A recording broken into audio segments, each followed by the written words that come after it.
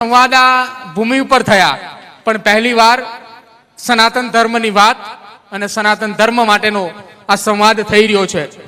શું કહેશો આ મહાશિવરાત્રી અને એના આ 5 દિવસની શરૂઆતનો પહેલો દિવસ છે આજે. રાજ્યના નાયબ મુખ્યમંત્રી પણ આજે અહીંયા આવ્યા છે.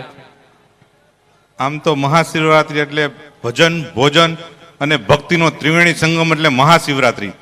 આ 5 દિવસ શિવરાત્રીની અંદર જુનાગઢ અને તમામ ગુજરાતની અંદરથી લોકો શ્રદ્ધાળુઓ આવતા હોય છે અને સાધુ સંતોના દર્શન કરતા હોય છે.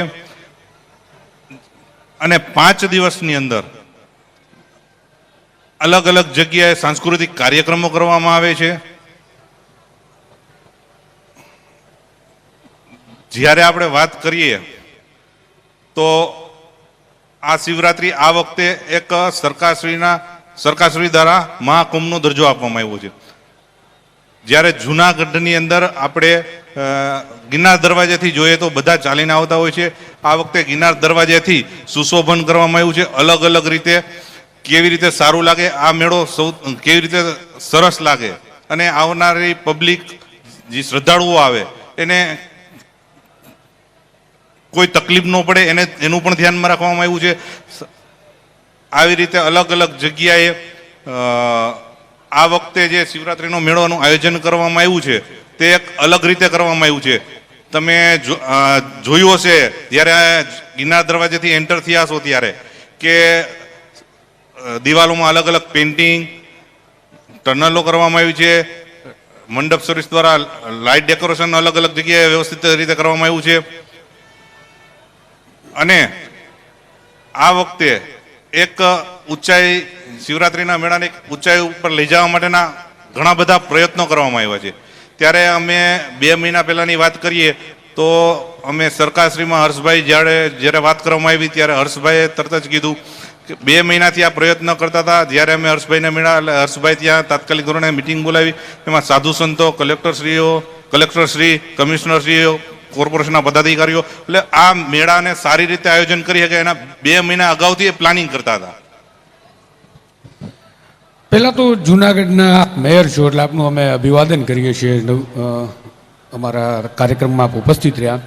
સાથે સાથે જૂનાગઢની જનતાનું પણ અમે અભિવાદન કરીએ છીએ, કારણ કે આ જૂનાગઢની જનતા છે જેમનો સહયોગ પણ આપને મળતો હશે. અમને જે અત્યારે દ્રશ્યો જોયા જૂનાગઢના મેળાના અનુભવો અમે પણ ઘણા અગાઉ કર્યા છે અને આ વખતે કરી રહ્યા છે. કંઈક અલગ છે, પણ કંઈક અલગ કરવા માટે કંઈક અલગ કરે એવો વ્યક્તિ જોઈએ. જે આપ મેયર છો, કલેક્ટર તંત્ર છે, તમે બધા સાથે મળીને જે કોઓર્ડિનેશન કરીને જે કામ કર્યું અને જે આ અલૌકિક મેળાને અદ્ભુત બનાવવા, વધુ ને વધુ ભવ્ય રીતે જે આયોજન થાય એ કરવા માટે જે ટીમવર્ક જોઈએ એ ક્યાંક ને ક્યાંક અહીંયા અમને દેખાય છે. પણ મારે એ જાણવું છે અને જૂનાગઢના નગરજનોને પણ જાણવું હશે કે આ બધું કેવી રીતે શક્ય બન્યું.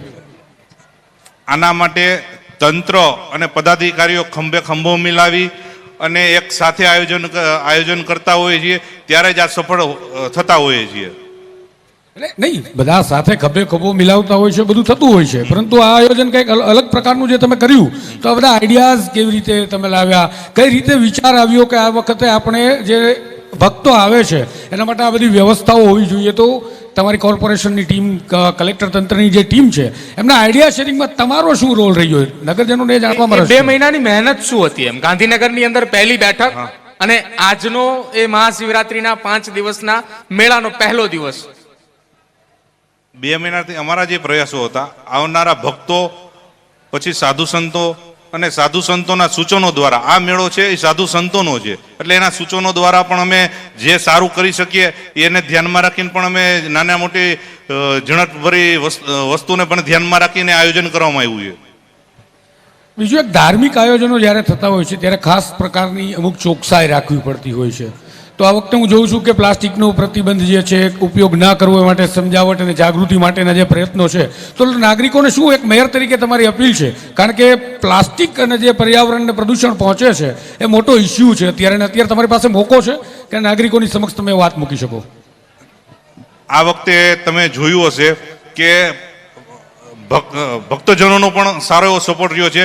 જ્યારે પણ તંત્ર દ્વારા એને કહેવામાં આવતું હોય છે કે પ્લાસ્ટિકનો ઉપયોગ ન કરવો જોઈએ ત્યારે સ્વૈચ્છિક લોકો એ પણ પ્લાસ્ટિક લઈને નથી આવતા.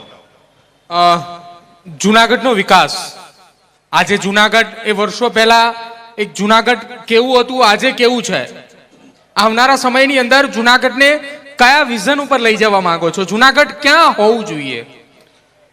આવનારા દિવસોની અંદર અમારે જ્યારે અમે મેયર તરીકે બેઠા હતા એને 1 વર્ષ થયું અને અમે 5 પદાધિકારી અને કમિશનર વારંવાર પ્રયત્નો કરતા હોય કે જુનાગઢ કેવી રીતે ડેવલપિંગ કરવું જોઈએ.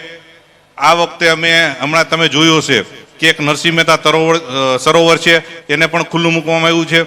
જુનાગઢના રસ્તાને ધ્યાનમાં રાખી એના પણ અમે ટેન્ડર કરી દીધા કે જુનાગઢની અંદર એન્ટર થાય તો કોકને જ્યારે પહેલા આવ્યા હતા ને હવે જ્યારે આવે ત્યારે એને લાગવું જોઈએ કે ના, આ જુનાગઢ આખું બદલાઈ ગયું છે.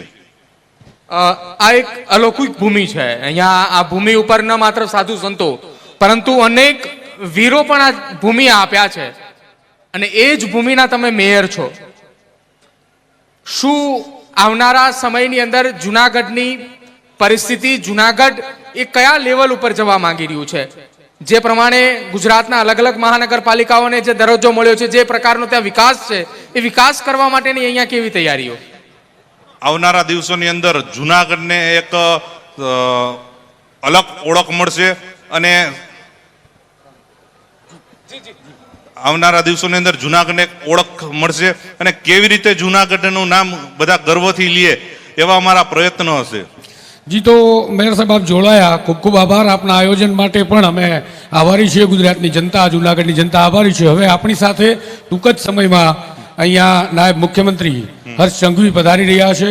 હર્ષ સંઘવી પણ આ સંવાદના કાર્યક્રમમાં અધ્યાત્મના જે સંવાદને માટે આપણે જે અમૃતનું મંથન કરવા બેસીએ છીએ તેમાં આવવાના છે. આપે આપનો અમૂલ્ય અને કિંમતી સમય આપ્યો એ માટે ખૂબ ખૂબ આભાર અને આશા રાખીએ કે આ આયોજનને સફળ બનાવવા માટે આ જ રીતે પ્રયત્નશીલ રહેશો.